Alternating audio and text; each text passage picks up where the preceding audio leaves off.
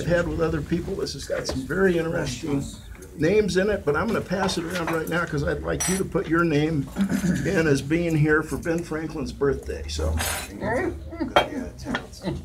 and then 145 will celebrate, but it is bring your own cake. So, bring your own cake. Well, you just go out and get cake. That's right. There. That's right. Let them eat Thank cake. you. All right, so do you have more you want to tell us? Because you got your time. Well, what, you know, I had supposedly a relative, Sir Christopher Wren, lived in a very interesting time in England. You know, the early 1600s when the Protestants and the Catholics, I mean, we think there's conflict today. They chopped each other's heads off back then.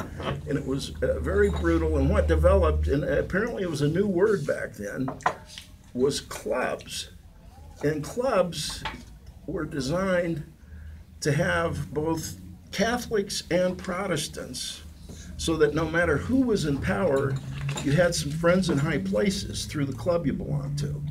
And that was behind Sir Christopher Wren being one of the people that started the Royal Society.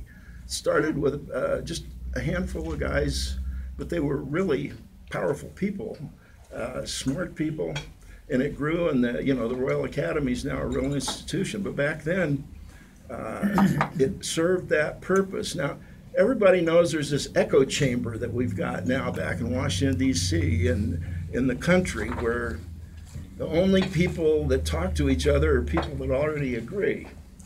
And this has to change. Now, I don't think it's going to change in Washington, but it can change at the grassroots level.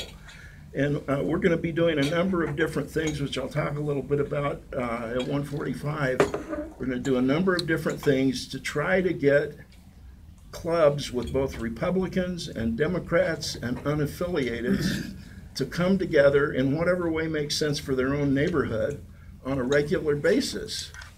And so that there is an election, you campaign. This isn't saying we're not going to campaign, because the best people for this are the ones that are active.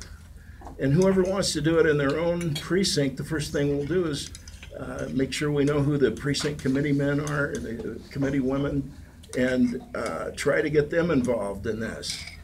Now, this is kind of an aggressive effort, and I can't do it without a lot of help, but I think I'm going to get a lot of help. I'm talking to some people. Last night I talked to one of the #1 experts on, he's an MD psychotherapist, and he's written a book on this, of that club effect of when you get people together.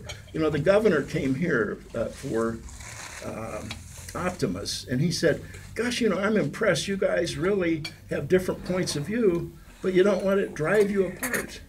Well, if there was something, and it might be Optimist clubs in every neighborhood. I don't think it's going to take one form necessarily. Now, the one I'm going to like and that I'll be holding out is not only these Caucus clubs, but Socrates Cafe. And you might want to come and just see